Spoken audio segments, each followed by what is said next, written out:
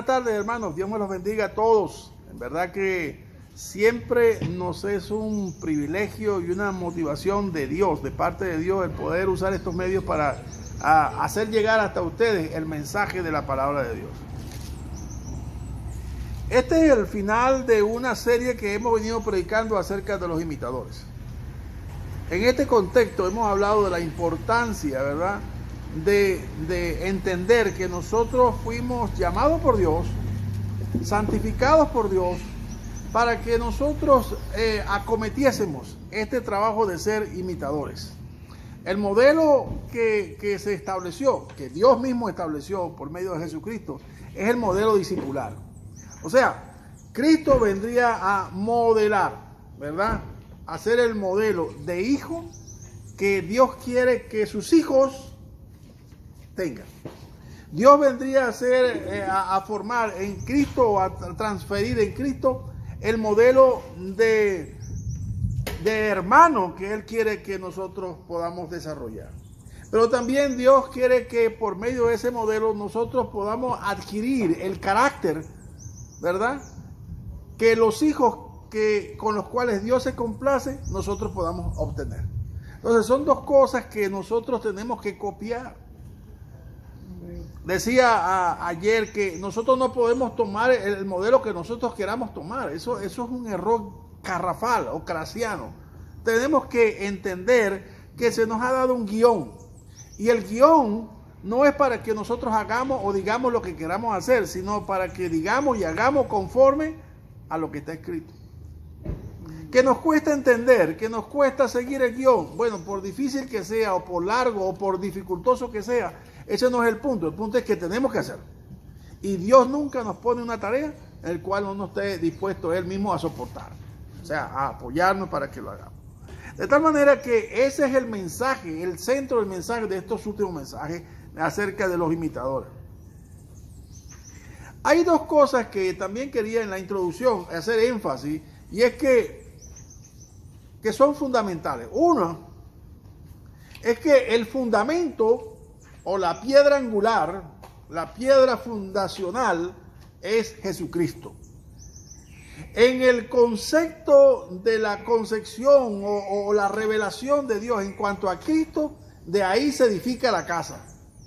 Si el fundamento no es firme, lo que edifica puede ser cualquier cosa y en cualquier momento se cae.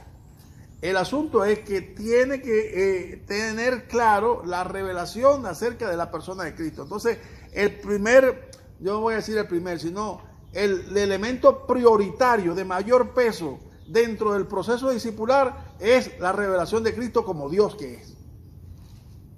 Nosotros nos han hecho mentalizarnos quizás de tanto repetirlo que Él es el Hijo de Dios. Ya va un momentico. Él no es el Hijo de Dios.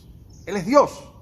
¿Me entiendes? Él es Dios manifestado en carne y que viene a modelar el modelo de hijo que Dios quiere. Por eso el profeta dijo así, cuando Dios le reveló acerca de Cristo, le dijo, Él me será por hijo y yo le seré por padre. Porque ellos viven en una coexistencia gloriosa, como le dijo Cristo, devuélveme la gloria que tuve contigo antes que el mundo fuese. Y también Juan, cuando lo señala en el capítulo 1 de Juan, él habla, dice que en el principio era el verbo y el verbo era con Dios. Y el verbo era con Dios quiere decir que están en una misma condición de gloria.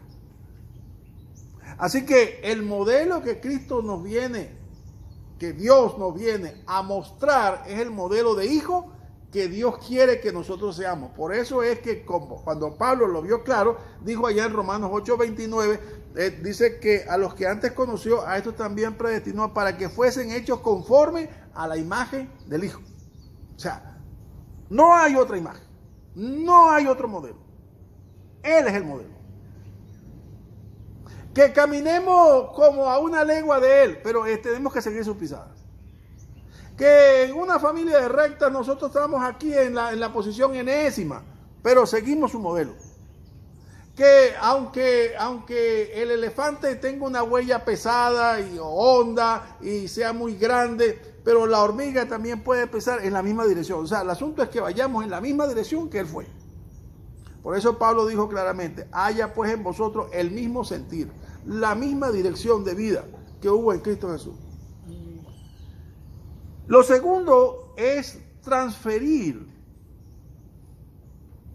una serie de valores que pudiera el hombre que ya ha tenido la revelación, y al tener la revelación tiene el Espíritu Santo, y el Espíritu Santo le va a hacer fácil la aprehensión de estos valores. Transferir los valores, ¿para qué? Para que en la sumatoria de todos esos valores crear un carácter. ¿Y cuál es el carácter? El carácter del hombre nuevo, o el hombre nacido de nuevo, el carácter de un hijo de Dios que ha sido adoptado por Dios, o el carácter del ciudadano del reino de los cielos. Todos son la misma cosa, sobre la misma persona. Entonces, ese es el carácter que Dios quiere que nosotros tengamos. Amén. En tal sentido, nosotros esbozamos esto en dos puntos fundamentales. El primero es desarrollar los textos bíblicos que nos hablan acerca de lo que dice la misma Escritura acerca de Cristo, de quién es. Vamos a leer el pasaje de Mateo 16, 13 al 17.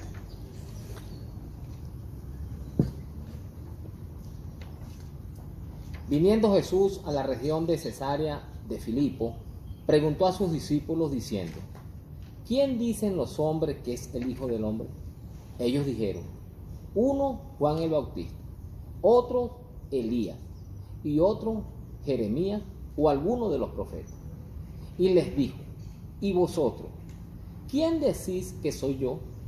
Respondiendo Simón Pedro dijo: tú eres el Cristo, el Hijo del Dios viviente. Entonces le respondió Jesús: bienaventurado eres, Simón, hijo de Jonás, porque no te lo reveló carne ni sangre, sino mi Padre que está en los cielos. Fíjense esto, hermano. Voy a declararles un axioma. Un axioma es una verdad que no necesita ser comprobada, ya está revelada, está clara en la exposición de la palabra. Este axioma es lo siguiente: todo el conocimiento de Dios, todo el conocimiento que el ser humano pueda tener de Dios es porque Dios lo provoca, o Dios lo revela, o Dios se manifiesta. Dios quita el velo para que nosotros podamos ver, ¿entiendes? O sea, en nuestras tinieblas Dios es el que hace que la luz resplandezca. Amén. No hay manera de que nosotros podamos subir el breque de nuestra propia cuenta. No hay manera, porque no sabemos ni siquiera dónde está el breque. Es Dios quien hace que la luz sea luz. Por eso Dios dijo allá en 2 Corintios 4:6, le dice: y aquel que mandó que de las tinieblas resplandeciese la luz, es el que resplandeció en vuestros corazones, a fin de que podamos ver la gloria de Dios en la persona de Cristo. Él es el que hace todo. El modo del sujeto en todo, en la soteriología de la salvación, el modo del sujeto es un modo pasivo. O sea, toda la acción del verbo, de todos los verbos, recaen sobre el sujeto. El sujeto no hace nada. O sea, nosotros no hacemos nada para ser salvos. Dios lo hace todo. Dios hace que nosotros seamos salvos. Entonces, Jesús le habló a los discípulos, hablando de la prioridad del conocimiento del Hijo de Dios como Dios que es. Le hace la pregunta a ellos: ¿y vosotros quién decís que soy yo? Fíjense esto: Pedro dijo una Petra. O sea, Dios fue una Petra, una roca. Con lo que dijo, dio una roca fundacional de la iglesia. Él le dijo: tú eres el Cristo. En griego, Cristo. En hebreo, el Mesías. En castellano, el enviado. Tú eres el Cristo, el ungido de Dios, el Hijo de Dios. Y entonces Jesús afirma lo que Pedro acaba de decirle. Y le dice: Macario, oh bienaventurado, oh felicísimo Pedro. Te felicito, Pedro. Porque lo que acabas de decir no lo dijiste por tu vertiginosa deducción lógica y tu sabiduría. No. Lo que acabas de decir es porque no te lo reveló ni carne ni sangre, sino mi Padre que está en los cielos. ¿Entiendes? Entonces Jesús dijo así: nadie viene a mí si el Padre no le trajere. O sea, acuérdense esto: en nuestra doctrina enseñamos la salvación en lo absoluto depende del hombre, sino totalmente depende de Dios. Así que con esta declaración vamos al otro pasaje que les voy a enseñar, que está en el mismo Mateo, pero en el capítulo 11. Permítame leerles, mire. En aquel tiempo respondió Jesús y dijo así: te alabo, Padre, Señor del cielo y de la tierra, porque escondiste estas cosas de los sabios y de los entendidos, y las revelaste a los hijos, a los niños. Sí, Padre, porque a ti te agradó. Todas las cosas me fueron entregadas por mi Padre, y nadie conoce al Hijo sino el Padre, ni al Padre conoce alguno sino el Hijo, y aquel a quien el Hijo lo quiera revelar. Mire esto, hermano. Hay cosas, esto es el misterio de la gracia, hay cosas que están escondidas, veladas para el mundo. No lo van a ver. Pero esas mismas cosas que están escondidas o veladas para el mundo, Dios se las ha revelado a quien Él ha escogido para ser hijo suyo, para ser adoptado hijo suyo. ¿Se dan cuenta? ¿Se dan cuenta? Miren esto, el privilegio. Por eso es que nosotros no podemos ser flemáticos para decir estas cosas, declarar estas cosas. Tenemos que ser, no sé, sanguíneos, coléricos. Tenemos que ponerle pasión a la cosa. Porque la gracia no puede ser considerada o declarada de forma pasiva. La gracia es algo tan imponderable, tan majestuoso, tan grande, tan trascendental, que nosotros tenemos que gritarlo. ¿Cuál? El que en medio de la multitud nosotros hayamos sido escogidos por Dios para que Dios nos revelase a Jesucristo como el Salvador de nuestras vidas. Que Dios, entre los 8.000 millones de personas que hay en el mundo, o desde que yo creí quizás en los 6.000 millones hace 40 años, Dios haya escogido a este ser común como cualquier otro, vil como cualquier otro, que haya querido escogerlo para que hoy sea anunciador de su palabra. Mire, hermano, esto no hay manera de pesarlo. Por eso Pablo estaba tan asombrado y agradecido a la vez.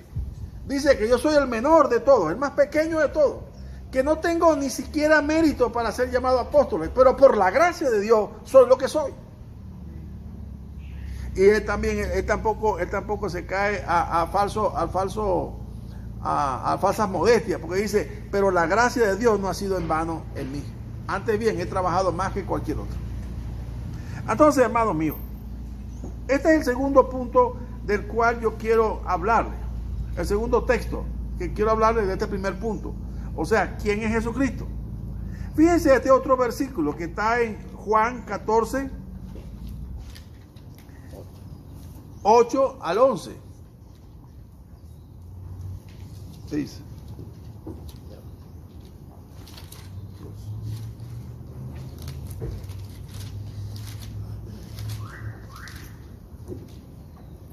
Felipe le dijo: Señor, muéstranos al Padre y nos basta. Jesús le dijo: ¿tanto tiempo hace que estoy con vosotros y no me has conocido, Felipe? El que me ha visto a mí, ha visto al Padre. ¿Cómo pues dices tú, muéstranos al Padre? ¿No crees que yo soy en el Padre y el Padre en mí? Las palabras que yo os hablo, no las hablo por mi propia cuenta, sino que el Padre que mora en mí, Él hace las obras. Creedme que yo soy en el Padre y el Padre en mí. De otra manera, creedme por mis mismas obras. Si había alguien en quienes Jesucristo tenía deferentemente interés en que conociesen quién era Él, eran los discípulos. Porque de ellos partiría ahora, luego cuando Él dice, os conviene que yo me vaya, porque si no el Espíritu Santo no vendría a vosotros. Cuando venga el Espíritu Santo, Él os confirmará y os guiará a toda verdad. Pero no solamente eso, sino que el Espíritu Santo hará que ellos puedan predicar con esta convicción. Si esto no está claro, no hay nada claro. Si esto no está bien, no hay nada bien. Si esto no es, nada es.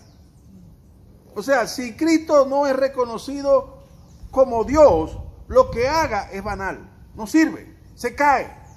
Y si no se cae hoy, se cae mañana. Y como decía ayer, podrá ser un buen filántropo, podrá ser un buen teólogo, podrá ser un buen predicador, orador y tal, pero al fin y al cabo, él le va a decir, nunca os conocí. Eso es lo que le va a decir al final. El fundamento está bien claro y este tiene que ser que la única piedra angular sobre la cual se levanta la iglesia es la declaración de Cristo como Señor y Dios. En cuarto lugar, también Pablo lo enseñó a su discípulo Timoteo. Fíjense, Pablo lo entendió clarito. ¿Y qué hizo? Se lo transfirió coma por coma y tilde por tilde a su discípulo. Y le dijo allá en 1 de Timoteo 3:16. Es indiscutible. Fíjense, es una manera de hablar taxativa. O sea, no hay otra manera. No se discute. Esto no se discute. Grande es el misterio de la piedad. ¿Cuál es el misterio? Viene 2 puntos y dice, Dios fue manifestado en carne. Nunca, nunca, nunca acepte ninguna escritura, deseche toda escritura que disfrace a Dios con escribiendo la palabra Él, porque Él puede ser cualquiera, pero Dios no es cualquiera. Solamente hay uno que es Dios y que fue manifestado en carne, que es Jesucristo. Amén. Cualquier versión de Biblia que usted vea que diga que Él fue manifestado en carne, quémela, bótela, eso es basura. Dios fue manifestado en carne, justificado en el Espíritu, visto en los ángeles, predicado a los gentiles, creído en el mundo y recibido arriba en gloria. Amén. Ese es el mensaje, hermano mío. Por eso es que yo me apasiono en estas cosas, porque esto no admite, o sea, no se puede admitir relatividades de versiones o de pensamiento filosófico. No, aquí no cabe la filosofía. Aquí lo único que cabe es la revelación del Hijo de Dios por medio de Dios mismo hacia aquellos a quienes Él ha escogido. Amén. Más nada. Yo me apasiono en esto. Porque como decía ayer, ¿quién soy yo para que Dios me haya revelado esto? La segunda parte, que mucha gente ignora, es que el proceso discipular, óigame bien, el proceso discipular es el modelo, no hay otro modelo. La escuela dominical no sustituye el proceso discipular. La escuela dominical va más apuntando a la parte cognitiva que a la parte formativa. Pero el discipulado va a apuntar más a la parte formativa que a la parte cognitiva. Porque en el modelo discipular hay una relación entre el discípulo y su mentor, que en la mayoría de los casos no la hay entre el maestro y el alumno. El maestro simplemente se aparece el domingo y da la clase. Hasta ahí de ahí no pasa. Entonces el segundo punto dice el carácter de ese hombre nuevo.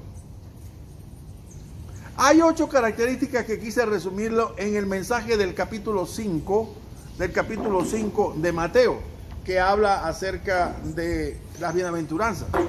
Él empieza con esta parte de las bienaventuranzas para sus discípulos como la prioridad para que sus vidas sean transformadas.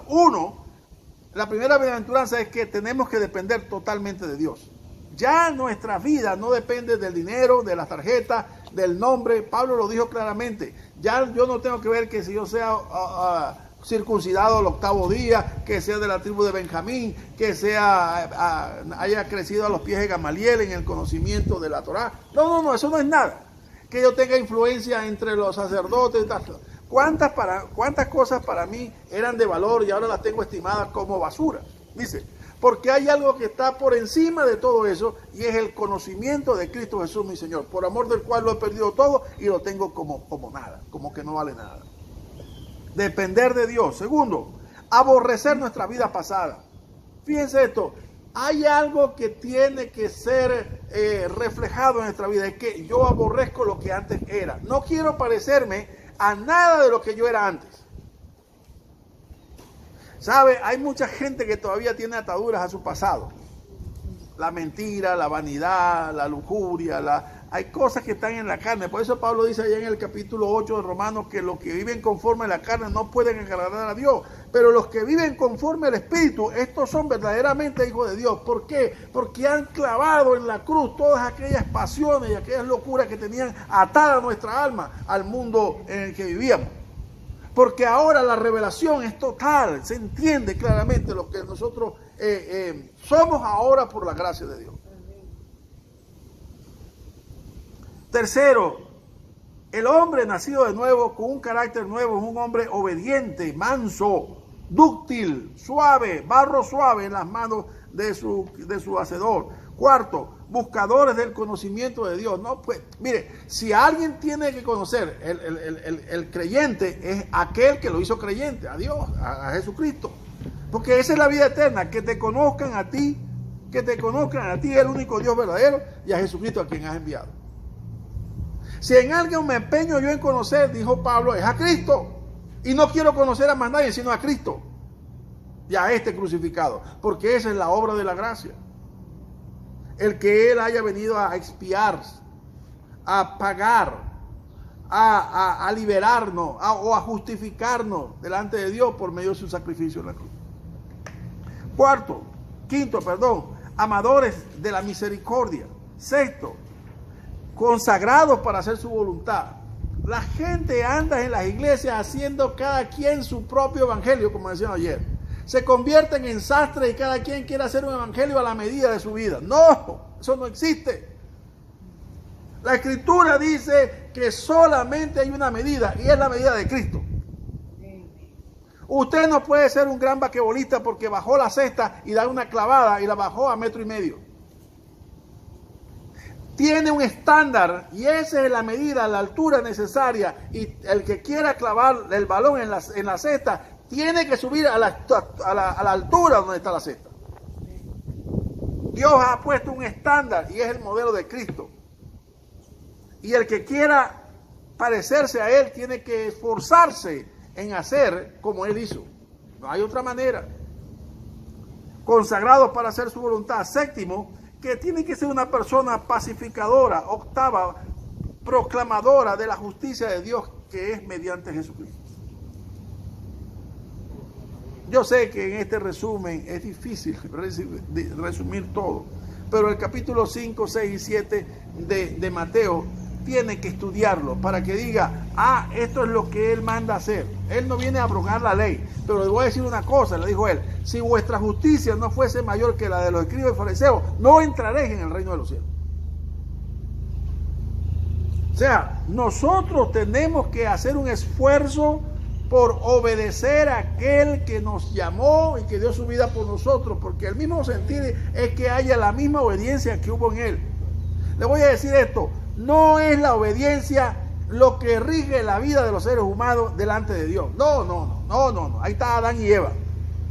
Les dijo una cosa que hicieran y que no hicieran, y precisamente eso fue lo que hicieron. Le dijo al pueblo de Israel que fueran e hicieran algo allá a Canaán, y precisamente hicieron lo que Dios no agradó. Por eso tuvieron 40 años en el desierto. Le dijo a Saúl que fuera e hiciera lo que fuera con Amalek, y no hizo lo que le dijo la Escritura, sino lo que al pueblo le pareció que debía hacer. Ahí está el problema. Que hizo cortar el mandato de Dios de acuerdo a la medida que a él les parecía que era bueno. Eso está mal. Por eso, amados míos, les dejo esta palabra, ¿verdad? El evangelio de la gracia que nos ha sido dada es que Dios nos ha dado a su Hijo, Dios nos ha dado vida, Dios nos ha escogido, Dios nos ha perdonado, Dios nos ha sellado con su Espíritu, Dios nos ha dado su palabra para que permanezcamos en ella, porque ella es el guión por la cual al cual tenemos que ceñirnos para que nuestras vidas puedan ser gratas delante de Dios. Amén. Que el Señor bendiga su palabra y que añada bendición a ustedes. Dios le bendiga. Amén.